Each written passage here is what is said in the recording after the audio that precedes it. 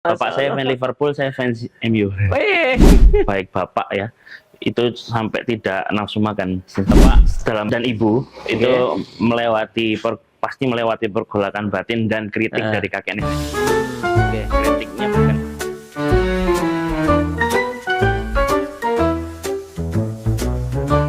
Assalamualaikum warahmatullahi wabarakatuh.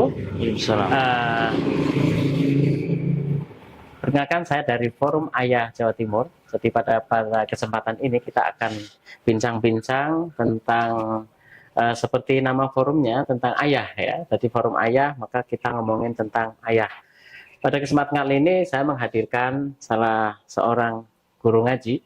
Beliau ini anak sahabat saya, ya, anak sahabat saya. Jadi saya tidak mengundang ayahnya, tapi saya undang anaknya, putranya gitu itu. Kenapa? Agar beliau itu bisa sedikit banyak bercerita tentang ayah. Ya. Tentunya cerita-cerita yang di sini yang bisa diambil sebagai pelajaran adalah cerita-cerita positif ya. Nah, perkenalkan saya tamu kita kali ini Mas Gulam. Mas Gulam siapa? Muhammad Gulam Al-Faruqi. Muhammad Gulam Al-Faruqi. Ya. Ya. Oke, jadi profesi beliau ini sebagai guru ngaji sehari-harinya di berapa majelis ini? Utamanya di satu ya, saya di Yayasan Mutiara Hati diamanatkan jadi pembina Al-Quran. Oh, Masya Allah ya, pembina Al-Quran. Artinya sehari-harinya tentu saja selalu berhubungan atau berinteraksi dengan Al-Quran. Saya pada kesempatan kali ini kita akan sedikit ngobrolin tentang ayah ya. Mungkin wabil khusus itu ayahnya Mas Gulam ya, atau mungkin secara umum ya, secara umum. Tapi khususnya itu ayahnya Mas Gulam. Kita akan ngobrol tentang sesuatu yang positif yang bisa kita ambil sebagai pelajaran buat semuanya, ya buat semuanya, dan atau sebagai hikmah ya, sebagai hikmah agar kita semua itu bisa belajar dari situ. Mas Gulam tahu ya, kalau susu itu kena nilai setitik dia maka rusak susunya itu semuanya itu. Ya. Kalau ibarat ini kan kopi ya. Ini kopi nih. Kopi kalau dimasukkan ke susu warnanya bukan putih lagi tapi ini yang pengaruh ini warna kopinya ini. Okay. Mungkin bisa sedikit ceritakan ini bisa ceritakan tentang ayah, bagaimana kehidupannya, bagaimana kehidupan ayah, kemudian apa pengaruh yang paling besar, hal yang paling berpengaruh buat Mas Gulam itu dari sosok ayah ini. Mungkin bisa diceritakan. Baik, sebelumnya saya itu sebenarnya secara fisik sekurangnya hampir 16 tahun pisah sama bapak ya. Paling cuman setahun 2 kali, setahun sekali aja pulang. Bahkan di COVID tuh saya 2 tahun tuh nggak pulang. Jadi bertemunya hanya via online. Itu Mas Gulam posisi sekolah apa bagaimana? Kuliah, lanjut bekerja di Jakarta Pusat. Oh gitu. Enggak, selama 16 tahunnya itu ngapain aja? 16 tahunnya itu mondok juga. Saya di Ibnu Abbas itu sampai 2015, terus langsung dari itu ke Jakarta sampai 2024. Jadi memang rentang waktu 16 tahun itu satu waktu yang cukup lama ya. Jadi sempat nggak mengalami yang namanya semacam kehilangan ayah atau fatherless atau apa gitu? Alhamdulillahnya itu bapak menyiasati dengan cukup baik ya. Jadi saya itu satu santri yang cukup sering berkomunikasi dengan orang tua ya. Bisa dibilang hampir satu pekan tuh 2-3 kali lah saya izin untuk pinjam telepon ke pondok itu untuk berkomunikasi sama bapak sama ibu. Biasanya bapak itu sebagaimana laki-laki ya, biasanya lugas ya, to the point. Gimana hafalannya, gimana gimana kondisi, gimana, semua ditanya sama bapak. Kalau ibu kan lebih mikirin saya, maksudnya cara kamu gimana sehat. Kalau bapak tuh mikirnya secara umum. Jadi saya ngerasa kayak terus dilihat sama bapak gitu. Jadi bapak tuh bahkan tahu posisi saya hafalannya di mana, sudah sampai surat apa, bahkan walaupun secara fisik jarang bertemu. Karena bapak kalau Bapak menanyakan soal hafalan, berarti ini kan ada satu apa namanya, satu hal yang menjadi obsesi Bapak atau untuk Mas Gulam gitu ya. Sekarang Mas Gulam itu hafalannya Ya, alhamdulillah banyak. banyak, maksudnya berapa juz? Eh, aduh, Lompat-lompat gitu ya? enggak sih sebenarnya. enggak, oke. Sebenarnya berurutan. Oh, nggih. Alhamdulillah sudah menyelesaikan hafalan. Masya Allah, tabarakallah, nggih. Itu tidak sia-sia itu artinya pertanyaan Bapak seperti Ya. itu, nggih. Kontrolnya. Kalau Luar diingat-ingat biasa. Oke. lebih awal flashback tuh saya belum sebenarnya sebelumnya bukan di Klaten tapi di Depok. Jadi itu Bapak dan Ibu itu pasti melewati pergolakan batin dan kritik dari kakek nenek. Nggih. Kritiknya bukan kritik biasa, kritik keras. Masya Allah. Karena kebetulan saya tuh satu cucu yang cukup disayang ya sama Allah. kedua pihak dari ibu Oke, bapak. oke. Jadi ketika dikirim ke Depok itu semua bertanya ini ngapain? Karena di tahun Dikirim itu ke kan Depok gitu ya. 2008 bukan masa-masa kayak sekarang ya. Nggih. Dimana anak-anak mondok itu oh ya udah biasa aja gitu. Apalagi dulu belum ada kayak PPDU di Malang. Nggih, nggih. Jadi kayak mondok opsinya itu terbatas. Apalagi pondok tahfidzul Quran itu nggak banyak di tahun itu ya. Nggih, nggih. Nah, Bapak itu melihat ada beberapa tempat. Nah, salah satunya Baitul Quran itu namanya. Cuman masalahnya memang tempatnya di Depok.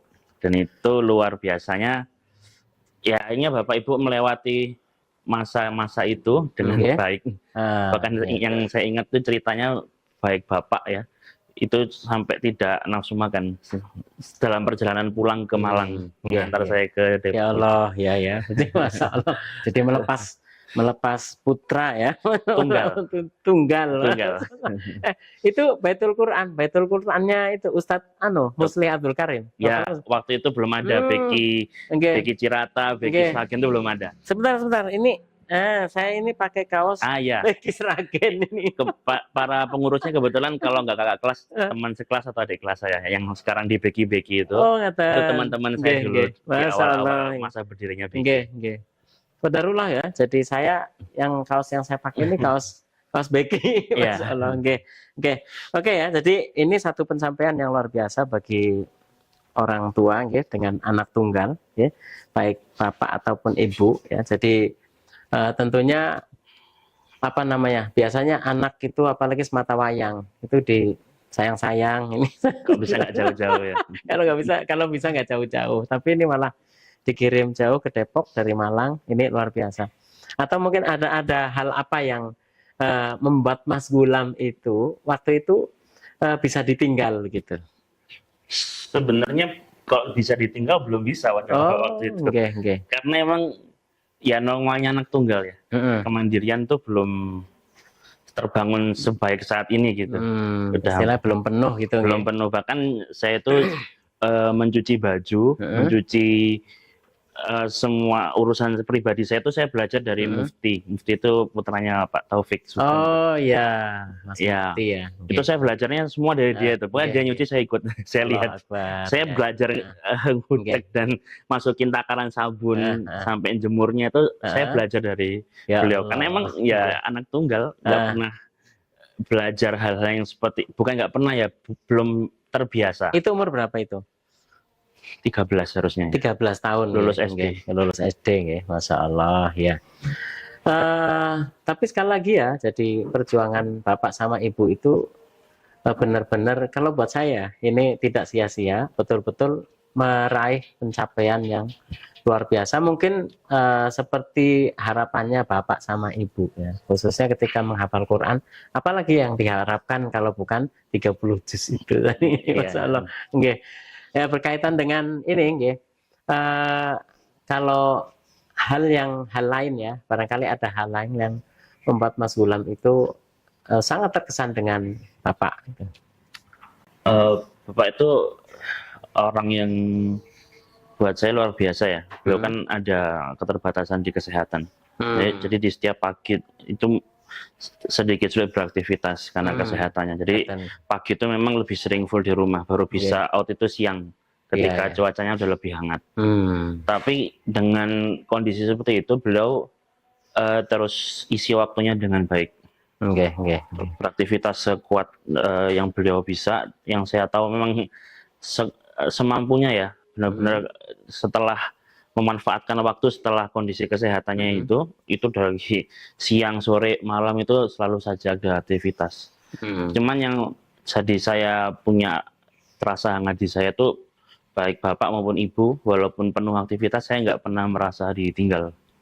Kayak nggak ada momen fatherless, motherless itu saya nggak ngerasa. Masya Allah, gitu. ya, iya ya. Jadi apa namanya? Karena memang Mas Gulam ini juga sepertinya juga punya tujuan ya, punya tujuan. Jadi makanya hal-hal yang seperti itu sama sekali itu tidak membekas gitu ya. Jadi banyak kan anak-anak sekarang itu yang ditinggal bapak ibunya, kemudian mengalami seperti kehilangan, ya, kemudian melakukan hal-hal yang akhirnya sifatnya sensasional gitu itu. Ya, Dan Mas Gulam lebih banyak di pondok ya dalam hal-hal seperti ini, ya. ya. Jadi bapak ibu artinya apa? Aktivitas bapak ibu itu secara langsung atau tidak langsung itu tidak terlalu berpengaruh dalam ini, masa perkembangan secara psikis, nih. Dan Mas Gulam banyak dipengaruhi oleh istilahnya lingkungan ini yang menjadi orang tua kedua gitu, Ya. yang lebih banyak ini, yang lebih banyak membersamai. Hal apa yang ini gini, istilahnya membuat Mas Gulam itu saya pengen seperti bapak gitu itu. Dalam hal apa gitu itu? Ya. Kalau hal seperti bapak, sejujurnya saya sama bapak itu punya spesifikasi keahlian yang berbeda. Bapak itu kan orang yang sangat dikenal di dunia ruqyah ya.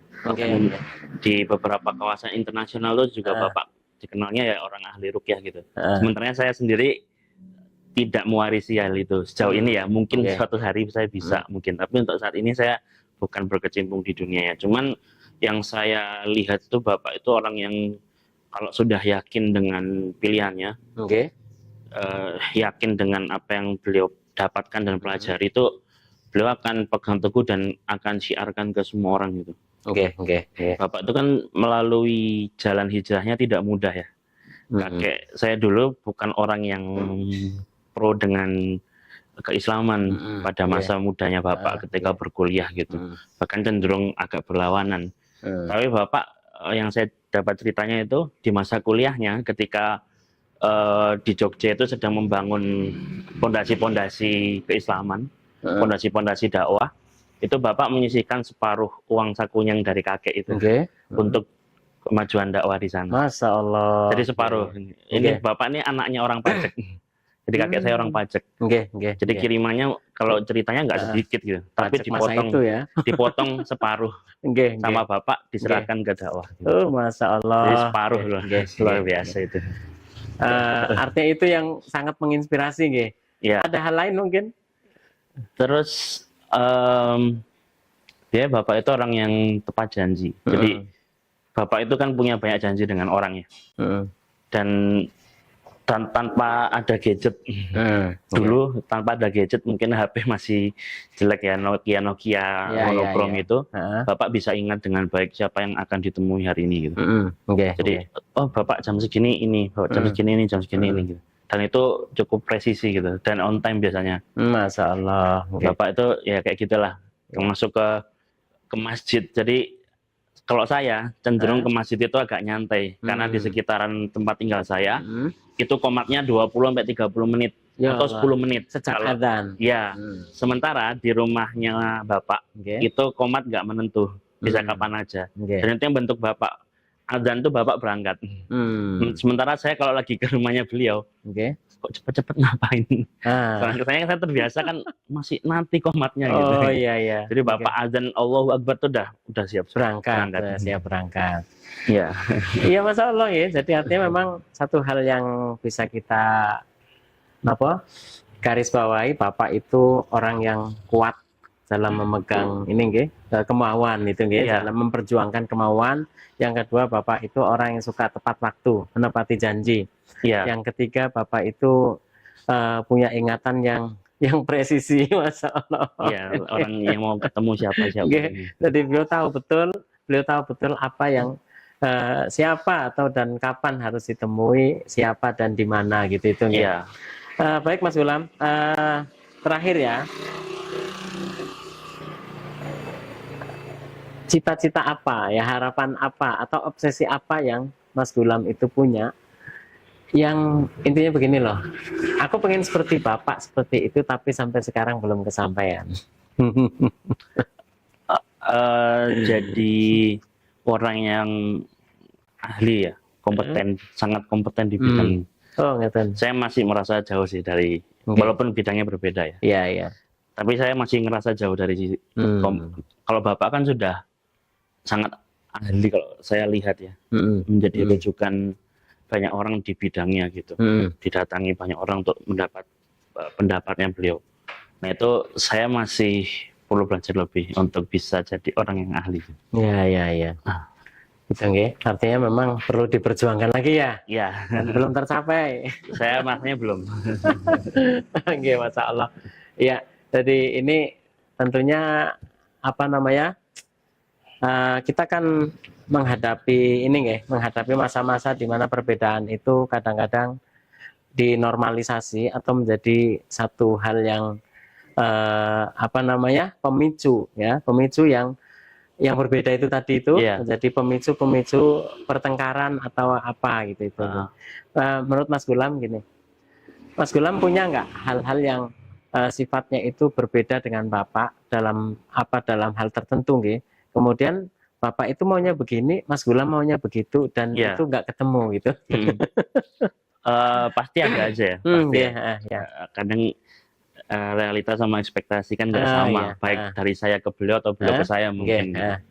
Cuma pada akhirnya kadang kita memilih untuk pertama kadang terkonfrontasi kadang, tapi yang kedua kadang oh ya sudah.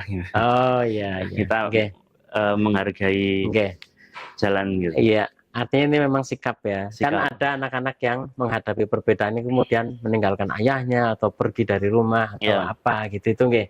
Jadi tapi Mas Gulam memilih untuk pertama memaklumi dalam arti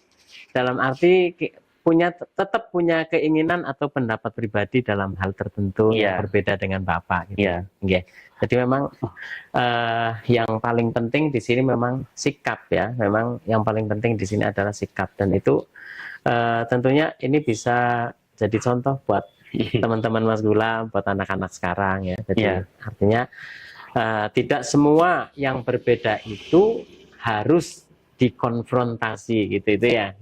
Tapi dalam rangka menjaga atau memelihara yang namanya kerukunan hubungan antara bapak dengan anak, maka ada hal-hal yang memang di mana kita itu harus mengalah ya, harus mengalah atau memilih diam untuk hal-hal yang tidak sependapat gitu nggih.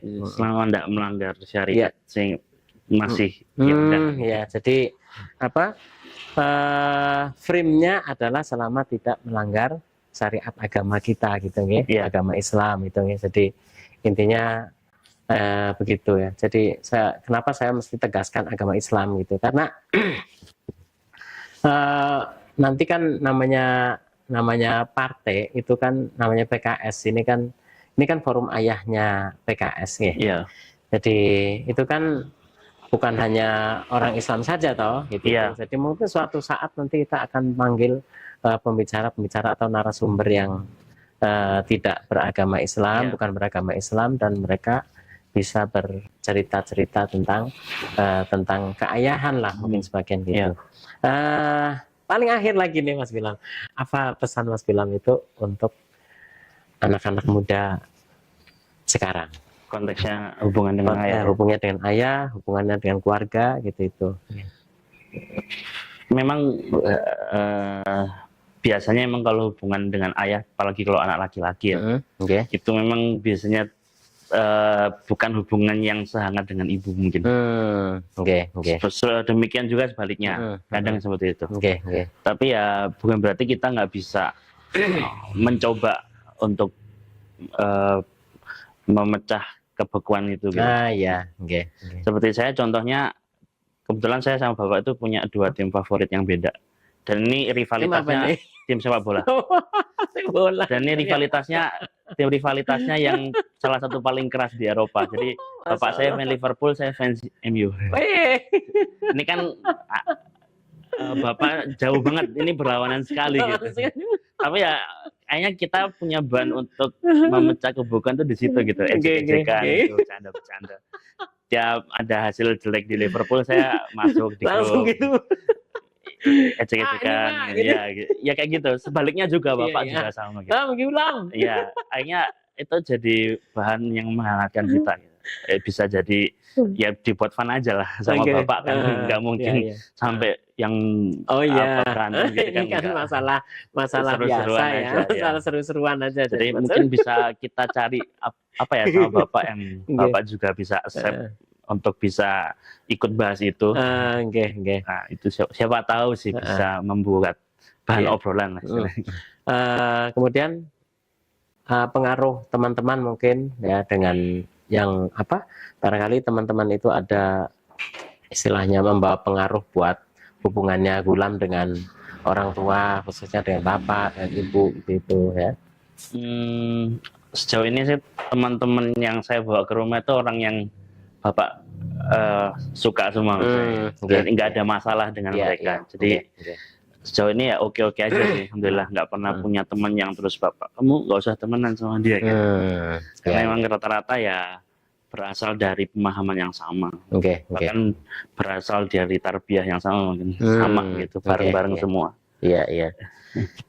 Baik, insya Allah mungkin itu jadi sedikit tapi inspiratif ya. Jadi buat saya ini satu hal yang menjadi insight ya, khususnya buat saya dan mudah-mudahan juga buat teman-teman muda semua, buat para ayah, para ibu, buat keluarga gitu ya. Jadi bagaimana kita itu seorang anak ya, pada para gensi ini berhubungan dengan keluarganya dan apa yang perlu dipahami atau dimengerti. Insyaallah itu Mas Gulam, matur nuwun rawuhnya. Jadi mohon maaf ini yang ada di sini cuma kopi. Enggak apa-apa. Sudah habis tadi. Masalah ya, jadi insyaallah itu mudah-mudahan lain kali kita bisa ketemu lagi, hadir lagi bincang-bincang yang lebih seru lagi tentunya. Kapan matur nuwun. Dan hari sekalian akhirnya perbincangan saya dengan Mas Muhammad Gulam Al-Faruqi berakhir sampai di sini, dan insyaallah kita akan ketemu lagi di lain kesempatan. Assalamualaikum warahmatullahi wabarakatuh. Waalaikumsalam.